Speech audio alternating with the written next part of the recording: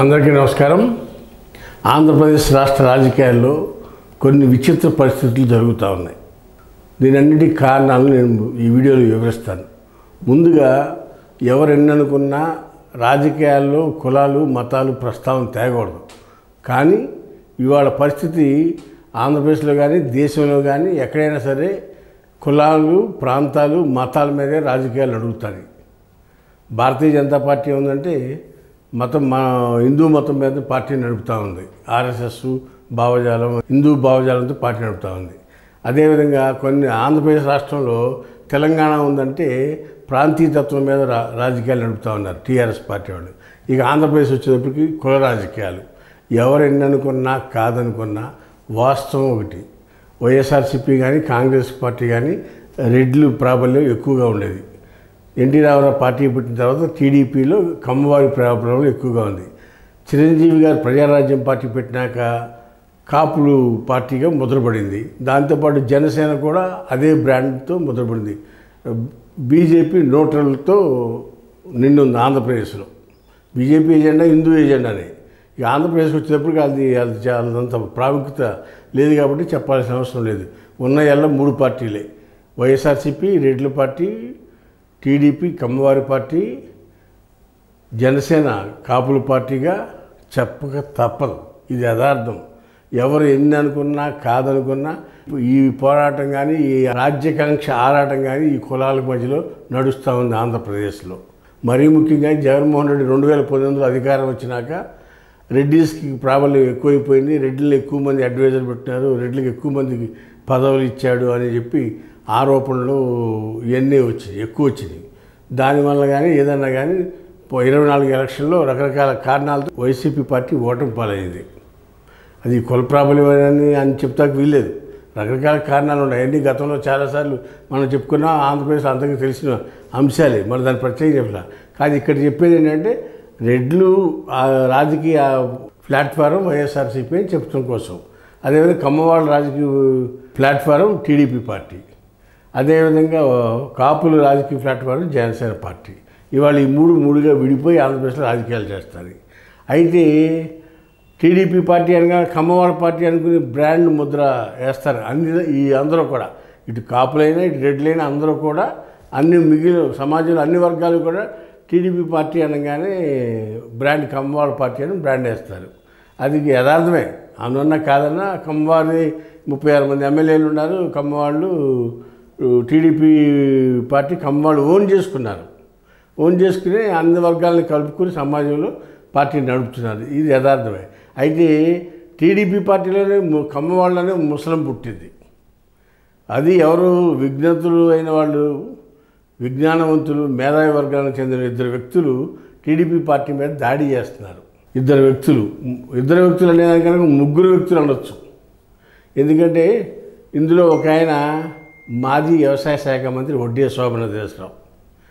ఈయన TDP party ఎప్పుడు అధికారంలో ఉన్నా 14 నుంచి 19 వరకు వ్యతిరేకంగా మాట్లాడాడు. 24 నుంచి అధికారంలో వచ్చిన తర్వాత కూడా ఈ 14 నెలల నుంచి కూడా టీడీపీ పార్టీకి వ్యతిరేకంగానే గళవిపుతా ఉన్నాడు. టీడీపీ ఏ పని చేసినా విమానాశ్రయం కడతానన్నా తప్పన్నాడు, అమరావతి 2 అన్నా తప్పన్నాడు, బనకచెర్ల అన్నా తప్పన్నాడు, ఏదైనా ఈయన తప్పని అంటాడు.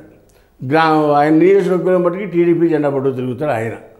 ఆయన కుటుంబం టీడీపీ జెండా పడుతుంది. ఎక్కడ నియోజకవర్గం ఉయ్యూరులో. అదే రాష్ట్ర రాజకీయాల్లోకి వచ్చేప్పటికి చంద్రబాబు నాయుడిని రోజువారీ విమర్శిస్తూ ఉంటాడు. మరి ఆయన ఎజెండా ఏంటో ఎవరికి అర్థం కాదు. ప్రజల ఎజెండానా? అయితే పార్టీని వదిలేసి ప్రజలతో ప్రజా సంఘాల్లో కలిసి ప్రజల ఎజెండాతో వెళ్ళొచ్చు. కానీ పార్టీని టీడీపీ పార్టీ కుటుంబానికి బయటకు వచ్చేటప్పటికేమో యాంటీ టీడీపీగా మాట్లాడుతూ చంద్రబాబు చేసే ప్రతి చర్యని కామెంట్ చేస్తూ ఉంటాడు శోభనాథ్ సార్. ఆయన పార్టీ విడి ప్రజా సంఘం తరపున పనిచేసినా బాగుంటుంది. ఆయన పరిస్థితి అది. ఇక 2 ఏబీ వెంకటేశ్వరరావు. జగన్మోహన్ రెడ్డికి ముఖ్యమంత్రి అవ్వగానే మొదట వేటు పడిన వ్యక్తి ఏబీ వెంకటేశ్వరరావు. సస్పెండ్ చేశారు. ఆయన మీద అనేక రకాల ఇబ్బందులకు గురి చేశారు ఆయన్ని. ఆయన కోర్టుల్లో పోరాడి రిటైర్మెంట్ చివరి రోజు ఉదయం ఉద్యోగంలో చేరి సాయంత్రం రిటైర్డ్ అయిన వ్యక్తి ఏబీ వెంకటేశ్వరరావు. అది ముద్రణాలయంలో పోస్టింగ్ ఇచ్చారు. రిటైర్మెంట్ సర్వీస్లో జాయిన్ చేసుకుని ఇచ్చారు. అది కూడా సుప్రీంకోర్టు దాకా వెళ్ళి పోరాటం చేసి తెచ్చుకున్నాడు. ఆయన జగన్మోహన్ రెడ్డికి వైసీపీ ప్రభుత్వానికి వ్యతిరేకంగా పోరాటం చేసి సాధించి ఉద్యోగం తెచ్చుకునే వ్యక్తి ఏబి వెంకటేశ్వరరావు. ఆయన తెలుగుదేశం పార్టీ రాగానే ఆయన సస్పెన్షన్ అన్నిటి కూడా ఇల్లీగల్ అని చెప్పి అన్ని రద్దు చేసి ఆయనకి రావాల్సిన బెనిఫిట్స్ అని ఇచ్చేసి ఆయనకి ఒక కార్పొరేషన్ చైర్మన్ పదవి కూడా ఇచ్చాడు. పోలీస్ హౌసింగ్ కార్పొరేషన్ చైర్మన్ పదవి. ఇదేం పదవి, నా స్థాయి ఏంటి, నేనేంటి, ఈ పదవి నాకేంటి అని చెప్పి ఆయన అన్నాడు. అయింది నూజివీడు నియోజకవర్గం. అయితే ఈ నూజివీడు నియోజకవర్గంలో ప్రజా సమస్యల మీద గళం విప్పుతూ ఉన్నాడు. అక్కడ వైసీపీ పార్టీ నుంచి పార్టీ మారి తెలుగుదేశం పార్టీ చేసిన పార్సారథి అక్కడ నూజివీడులో ఎమ్మెల్యేగా గెలిచి మంత్రి అయ్యాడు. ఆయన మీద కూడా ముప్పిడి దాడి చేస్తూ ఉన్నాడు ఈయన ఏబి వెంకటేశ్వరరావు, పార్సారథి గారి మీద కూడా. ఈయనేమని దాడి చేస్తున్నాడు ప్రభుత్వం మీద అంటే, గోదావరి బనకచెర్ల ప్రాజెక్టు ఇవాళ రాష్ట్రంలో కట్టుకునే పరిస్థితి లేదు, ఆర్థికంగా అంత డబ్బు లేదు, ఆ ప్రాజెక్టు అనవసరమని ఈయన కొంతమంది నిపుణులను పోగేసుకుని ప్రభుత్వం ఆలోచన తప్పు అని ఎండగడతా ఉన్నాడు ఈ ఏబి వెంకటేశ్వరరావు అని కమ్మాయినే. ఈయన కమ్మ అని చెప్పకూడదు, కానీ ఎందుకు చెప్తాను తెలియని వాళ్ళకి కూడా తెలియాలండి. అంటే వాళ్ళ ప్రభుత్వం మీద ఎవరు దాడి చేస్తున్నారు? కమ్మాళ్ళే దాడి చేస్తున్నారు టీడీపీ ప్రభుత్వాన్ని. అందుకని ఈ విషయాన్ని క్లియర్గా చెప్తున్నా. అంటే తప్పు ఉందో కాబట్టే మాట్లాడుతున్నారు వాళ్ళు కూడా.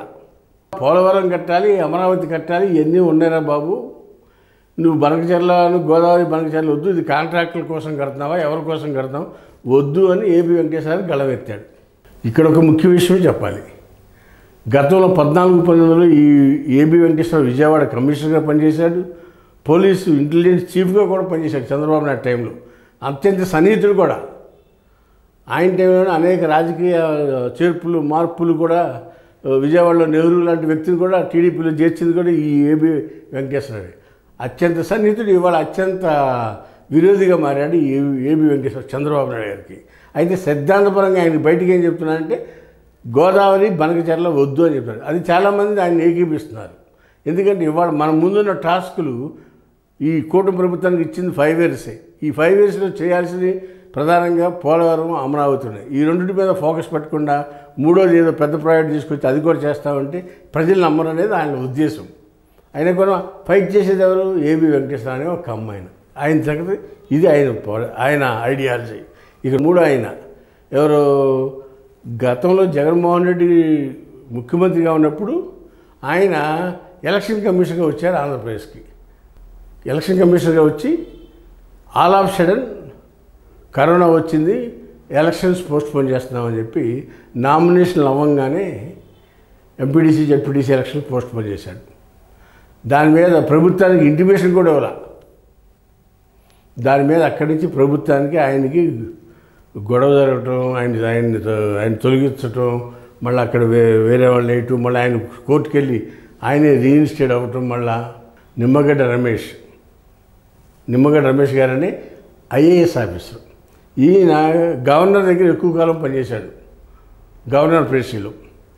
అలాంటి వ్యక్తి ఎలక్షన్ కమిషన్కి అపాయింట్ చేస్తే ఎలక్షన్స్లో కరోనా ఉందని గవర్నమెంట్కి ఇంటిమేషన్ కూడా చేయకుండా MPDC ZPTC election all of sudden ఉదయం 11:30 కల్లా ప్రెస్ మీట్ పెట్టి పోస్ట్పోన్ చేశాడు బికాజ్ ఆఫ్ కరోనా అని చెప్పి. కానీ అప్పటికి వైసీపీ పార్టీ ఆ కరోనా అంతగా లేదు, లేకపోయినా సరే ముందు జాగ్రత్త చర్యగా పోస్ట్పోన్ చేశారనే మాట చెప్పాడు. జనాలు ఎక్కువ తిరుగుతారు గ్రూపులుగా, కరోనా వస్తే జన నష్టం జరుగుద్ది అనేది ఆయన ఐడియాలజీతో ఆయన చెప్పాడు. అయితే అది ప్రభుత్వానికి నచ్చల. ఆయన మీద ప్రభుత్వానికి ఆయనకి ఒక రకంగా పోరాటం జరిగింది, యుద్ధమే జరిగింది. ఆయన తొలగిస్తే ఆయన సుప్రీంకోర్టుకు పోయి మళ్ళా ఎలక్షన్ కమిషన్గా వచ్చి మళ్ళీ ఆయనే ఈ కొన్ని పెండింగ్ ఉన్న ఎలక్షన్స్ అన్నింటినీ కూడా కంప్లీట్ చేసి రిటైర్డ్ అయిపోయాడు అనుకోండి. అయితే వైసీపీ ప్రభుత్వానికి ఆయనకి ఏ రోజు సఖ్యత లేదు.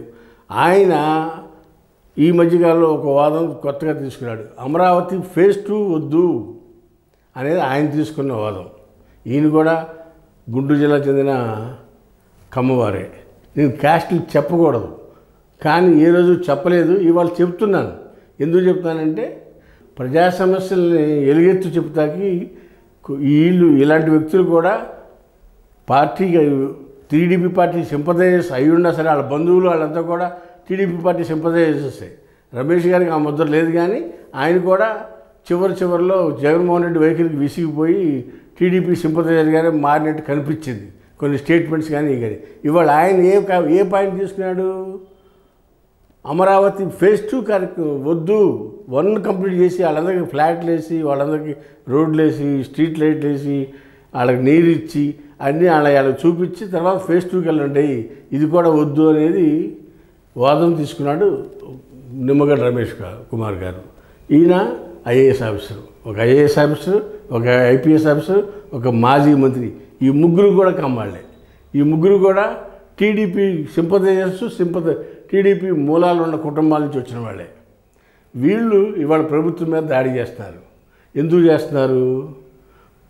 కూటమి ప్రభుత్వం చేసే తప్పుల్ని ఎలుగెత్తి చూపిస్తున్నారు ఈ ముగ్గురు కూడా. ఒకళ్ళు గోదావరి బనకచెర్ల వద్దంటున్నారు, ఒకళ్ళు అమరావతి 2 వద్దంటున్నారు, ఒక ఆయన ఇంటర్నేషనల్ ఎయిర్పోర్ట్ గన్నవరంలో ఉండగా మళ్ళీ అమరావతిలో ఎందుకు అని వడ్డే స్వామి. ఈ ముగ్గురు కూడా భిన్న ధృవాల మనస్తత్వాలు కానీ భిన్న రకాల కార్యక్రమాల నుంచి వచ్చిన వాళ్ళు. ఈ ముగ్గురు కూడా ప్రభుత్వాన్ని ఎండగడటంలో నిస్సంకోచంగా నిక్కచ్చిగా వ్యవహరిస్తున్నారు అనేది. వీళ్ళు ముగ్గురు కూడా ప్రతిపక్ష పాత్ర పోషిస్తున్నారు. నిజం చెప్పాలంటే ఇవన్నీ కూడా వైసీపీ మాట్లాడాలి, జడ్జి మీద పోరాటం చేస్తుంది. వాళ్ళు పోషించినా పోషించిపోయినా ప్రజల పక్షాన్ని ఈ ముగ్గురు కూడా మాట్లాడతారంటే వీళ్ళని హర్షించాలా లేకపోతే వీళ్ళని ప్రజలు ఏ రకంగా రిసీవ్ చేసుకుంటారని వేచి చూద్దాం. రాబోయే కాలంలో అంతిమంగా ప్రజలే న్యాయ నిర్ణేతలు కాబట్టి ప్రజలు ఎలా రిసీవ్ చేసుకుంటారు, వీళ్ళ ఆలోచనలు ప్రభుత్వం ఎలా పరిగణలో తీసుకుంటూ కూడా వేచి చూద్దాం. హాయ్ ఫ్రెండ్స్, మా ఫ్యూచర్ టుడే ఛానల్ చూస్తున్నందుకు చాలా థ్యాంక్స్. మరిన్ని లేటెస్ట్ వీడియోస్ కోసం వెంటనే సబ్స్క్రైబ్ చేయండి. అలాగే ఈ బెల్ని కూడా రింగ్ చేసేయండి. మా లేటెస్ట్ వీడియోస్ నోటిఫికేషన్స్ అన్నీ మీ మొబైల్లో వస్తాయి.